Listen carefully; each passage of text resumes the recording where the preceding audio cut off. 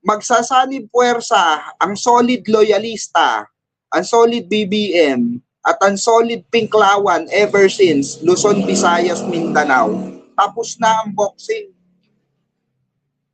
Tapos na ang boxing, mga kababayan. Lalo-lalo na alam naman natin na ang PDP laban ay hindi po suportado si Sara Duterte.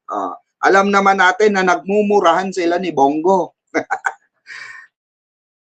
Plastikan si Bongo at si ang Duterte siblings. Di ba?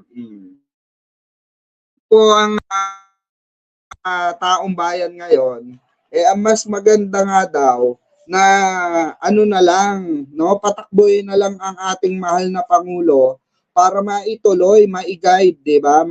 Magandang tandem yung Leni Robredo at itong si PBBM, di ba?